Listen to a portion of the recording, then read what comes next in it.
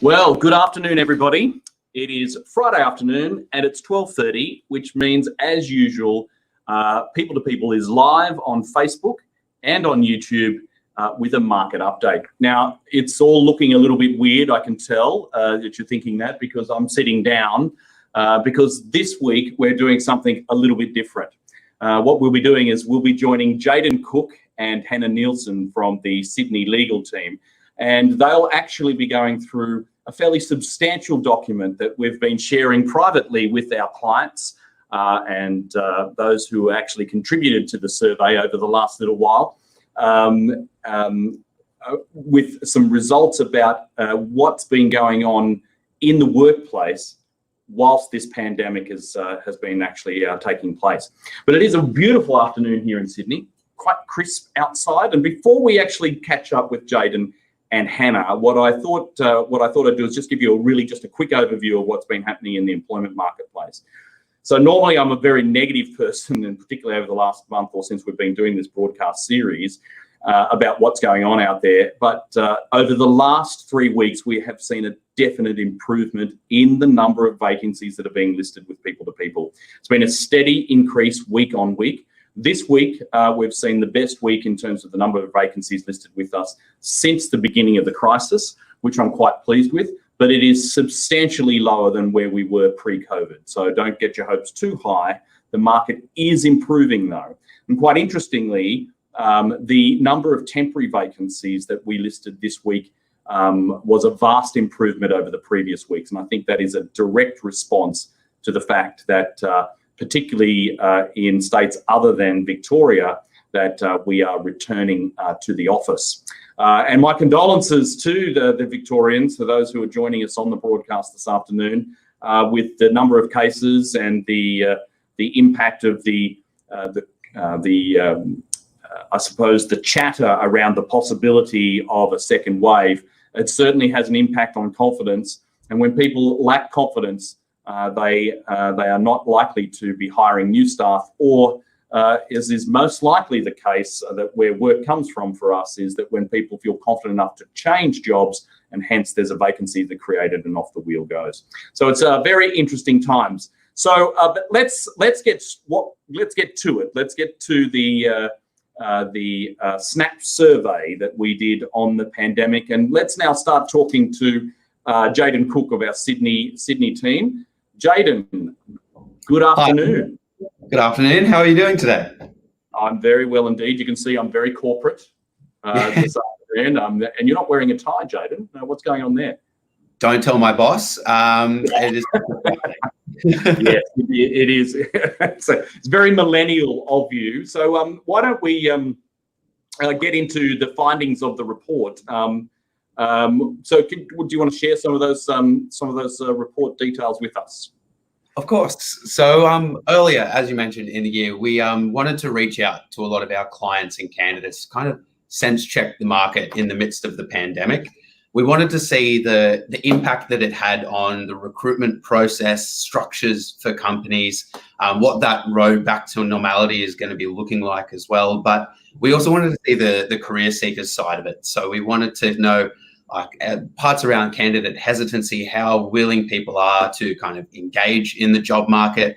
There definitely has been some uncertainty and just coming out of the unknown at the moment. So right at the beginning of April, we reached out to a lot of our clients and candidates to kind of collate the information for the survey. So we actually spoke to a lot of the Australian managers who actually represented over 160,000 Australian employees.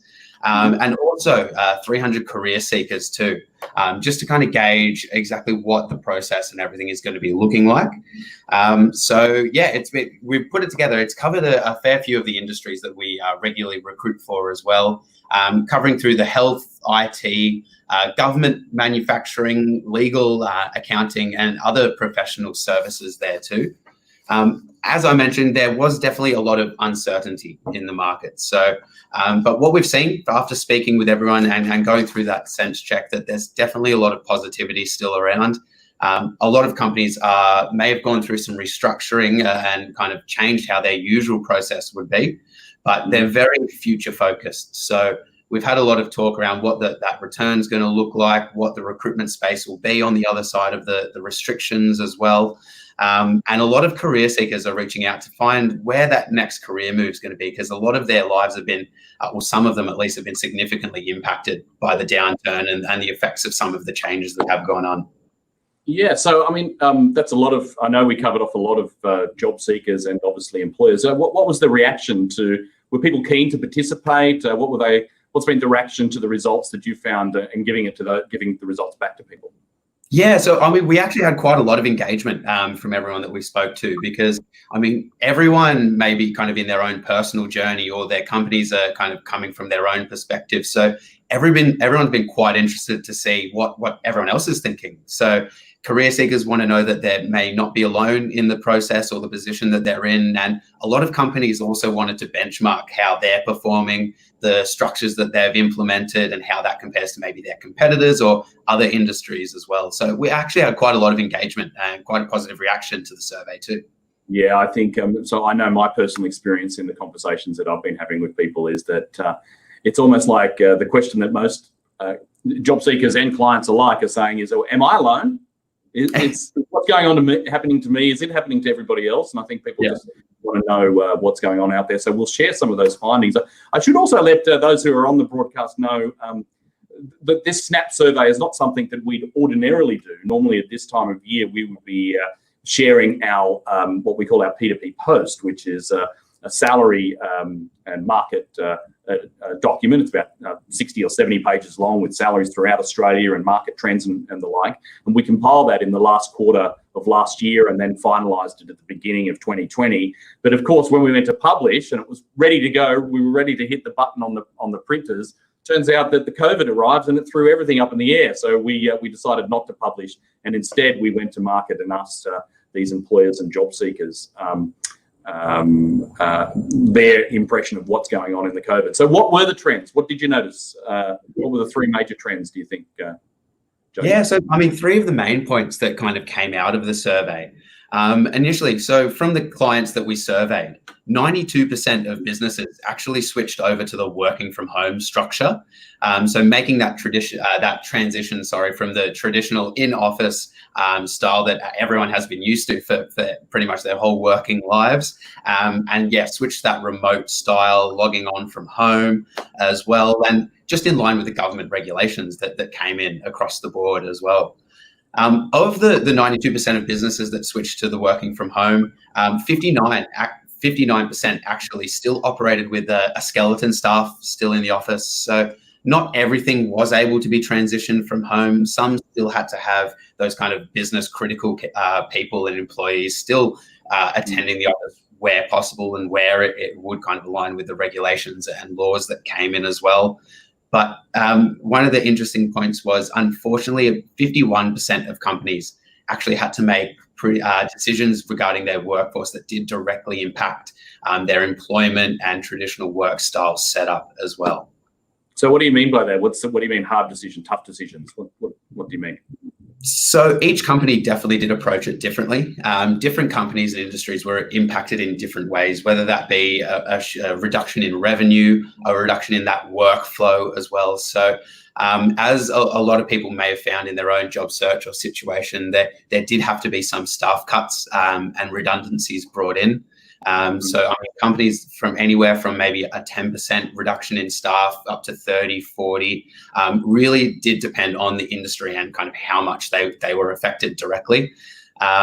So yeah, I mean, it was kind of along those lines. And also the working hours for staff that they did retain, if the workflow still wasn't there to support the full-time working, a lot of companies actually reduced hours. So whether that be reduced all staff by 10%, 20%, 30% again, just to retain as many staff as possible during the time, but kind of making those allowances for the reductions in revenue. This is, I suppose, where JobKeeper comes in as well. Did many clients mention or even job seekers mention JobKeeper to you? Yeah, I mean, we had a lot of questions around those areas. A lot of people, because I mean, it was such a new system that was implemented. Everyone was fairly confused and kind of not sure what they qualified for, weren't sure what they were entitled to, or even just how the process went. So, I mean, a lot of the time we were kind of counselling clients as well as what they were entitled to claim through from the government, but also a lot of the career seekers who may have unfortunately lost their jobs and been forced to kind of go on those paid assistant packages as well. So it definitely was a bit of a hot topic for a little while there, and it still continues to be something that a lot of people are definitely still relying on, and a lot of businesses to kind of get through the still quieter time that people are experiencing.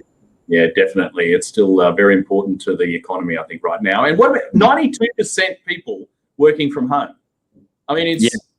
I mean, were the companies ready for that? I mean, what was the reaction? That's a remarkable number.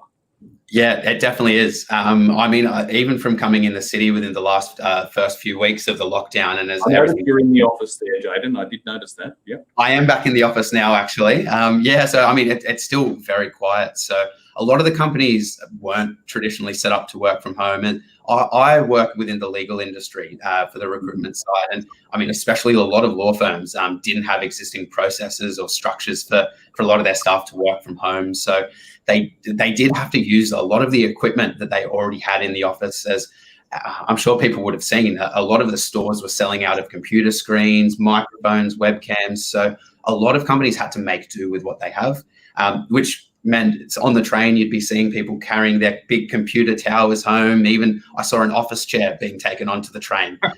Someone who must have been setting up a home office as well. So yeah, a lot of companies definitely weren't prepared. Well, tell me, so that's an interesting point then. So we're obviously in the recruitment game. So if somebody gets hired, what about onboarding? Like what happened? Anything that from the survey there? Yeah, so onboarding, it was actually some positive signs that we saw from that. So 56% of businesses actually mentioned that since the start of the pandemic in March, they've still continued with the onboarding process, and especially for that kind of top talent that they've been looking for.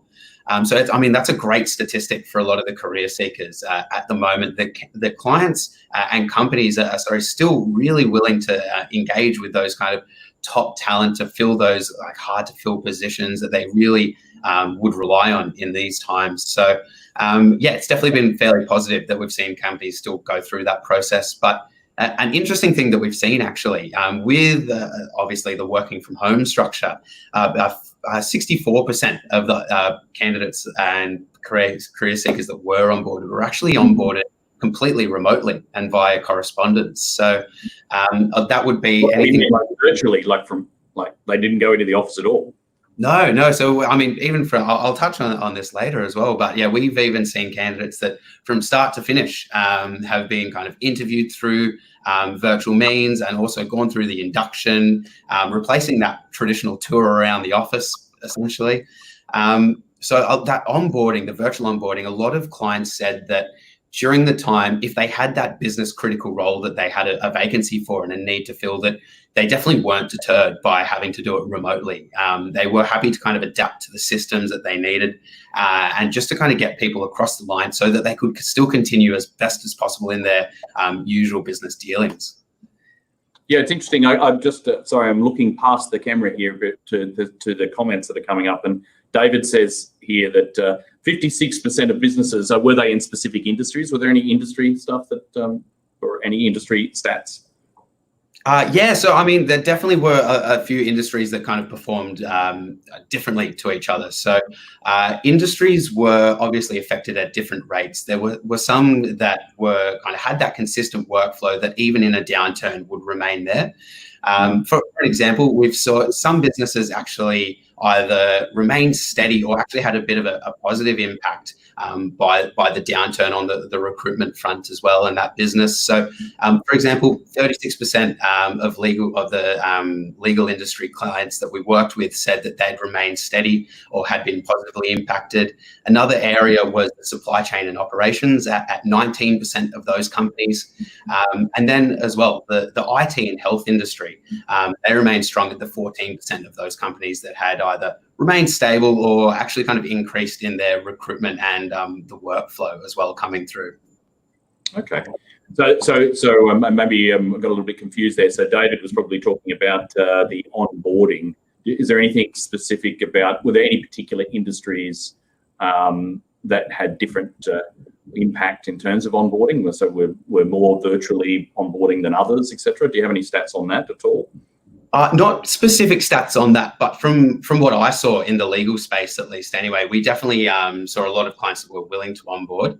So speaking from a legal perspective, we had a success of placing a very senior legal secretary in a company that the process from start to finish, the first and second round interviews were all held remotely. And then once the offer came through, they were inducted and did all of the onboarding through the remote means, essentially. Right.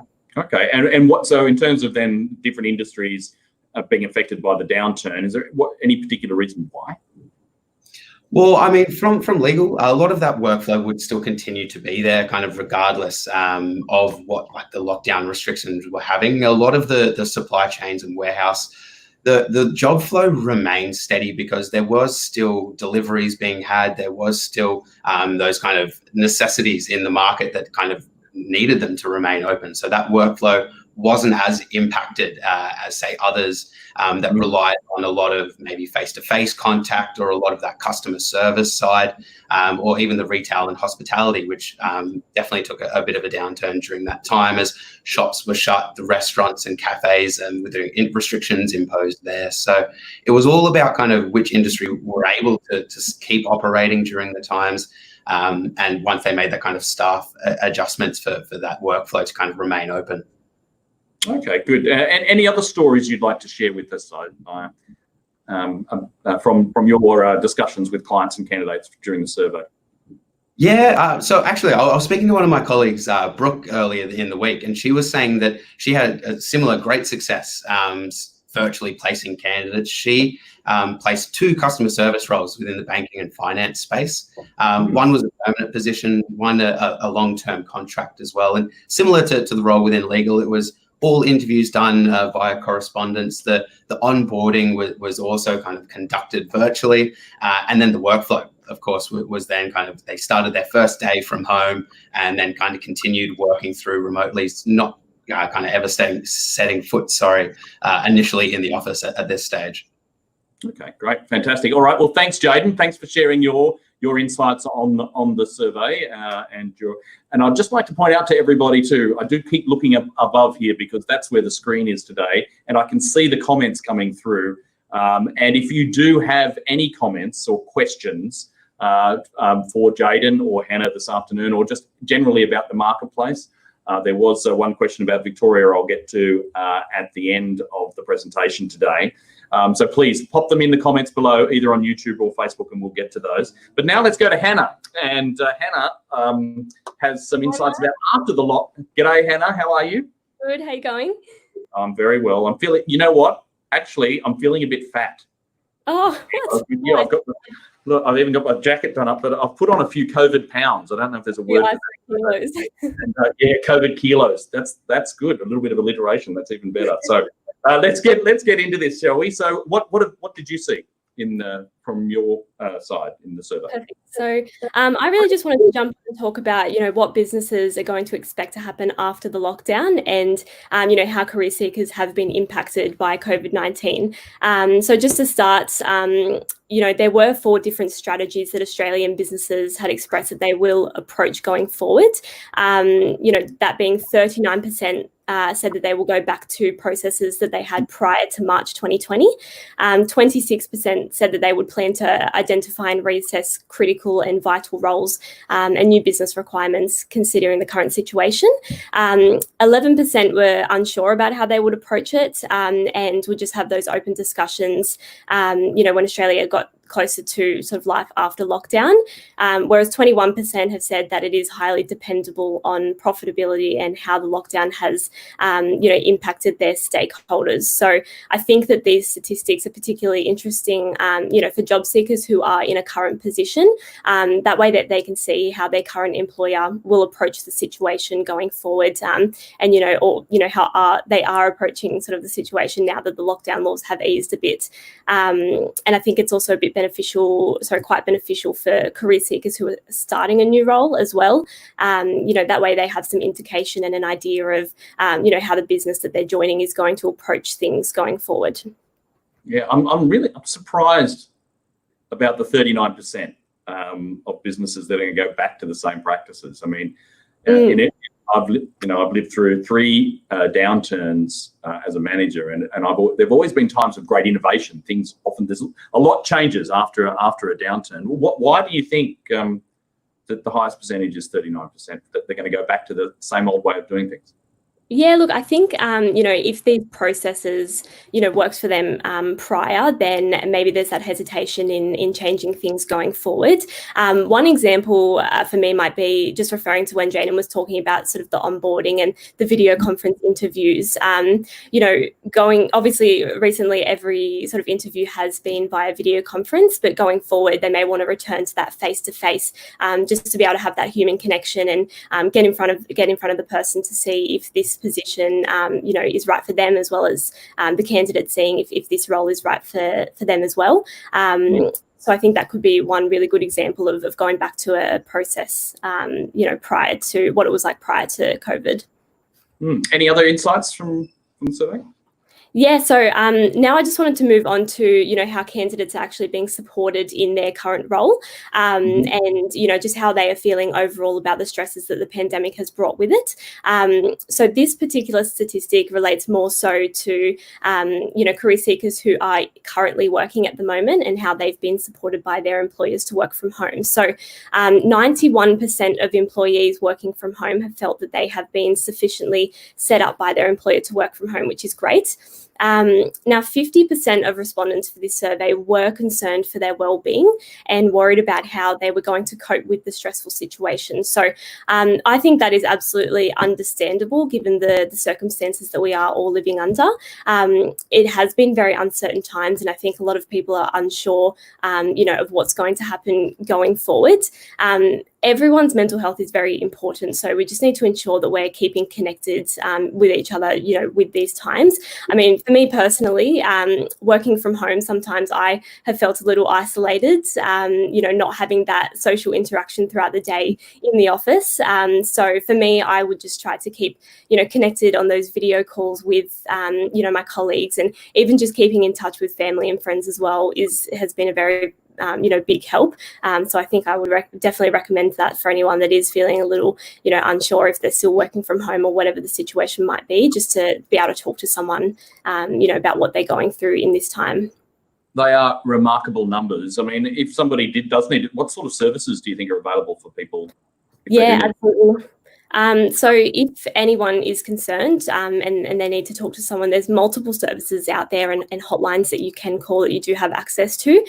Just to name a few, which we can include in the comments as well, you can reach out to Lifeline on 131114. There's Beyond Blue on 1300 224 636, or Headspace on 1800 011 511. Yeah, great. That's fantastic. And what about employers? What are employers doing for their employees then, rather than external services like those you mentioned?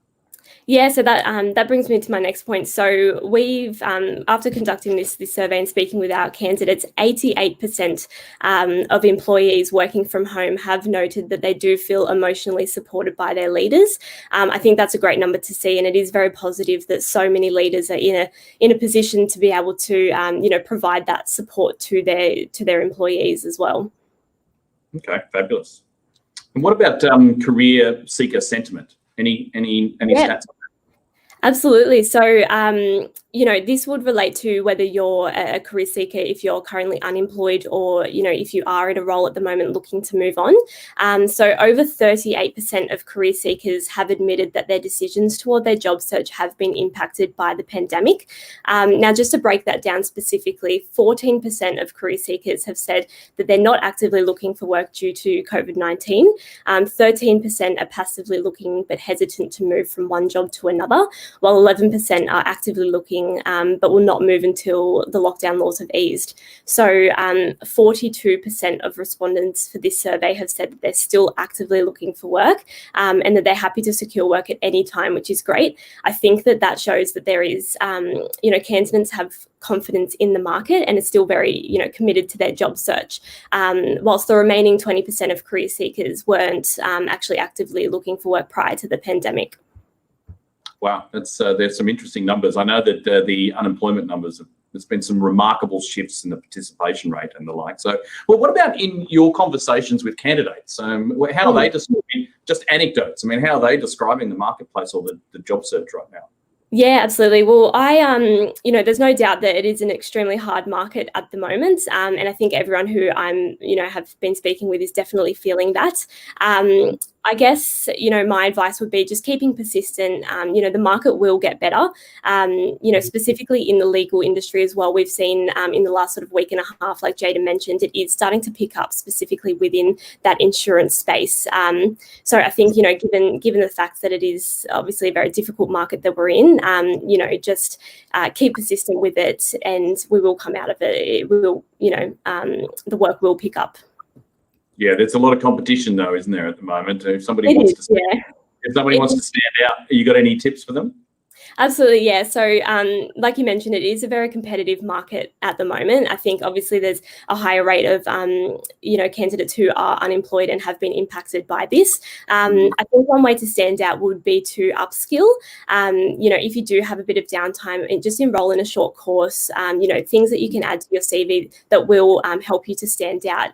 For the role that you're applying for. I believe TAFE are actually doing some free online courses at the moment, and I actually recently wrote a blog about that as well, that is on our P2P website about upskilling and standing out in the market. Perfect. We'll make sure we will include that. Great self-promotion there, Hannah. Fantastic. So we'll make sure that we'll include a link to that blog post in the comments below on Facebook, and on YouTube, of course. But thank you very much for your contribution this afternoon. I'm conscious of time. We're at 26 minutes, so we're slightly over where we should be. So I want to thank you. So thank you, Hannah, and thank you, Jaden, for your time this afternoon. And to thank you to everybody else who's been participating in terms of the comments. And just quickly before I go, I'll say, just to give a quick update on Victoria, which we had one comment on, and say what's happening in the Victorian marketplace. I've got to say that the 3 days ago, I was chatting with our Victorian managing director, and she said that she was looking forward to a relaxation in the restrictions. She could feel a return in confidence in the marketplace, and I was on the phone with her this morning, and definitely the bubble has burst there. So we are expecting a maintenance of a pretty depressed market in terms of the job market in Victoria over this period of time. So, but I'll keep you informed on that when we come back live on Facebook and YouTube next Friday at 12:30. Don't watch out also for our next webinar, which I think is on the 17th of July, but I know I've got that date wrong. I'll put the link in the comments below as well. But thank you for joining us this afternoon. Thanks again, Hannah. Thank you, Jaden, and we'll see you next time on Facebook and YouTube with People to People. Thanks, everybody.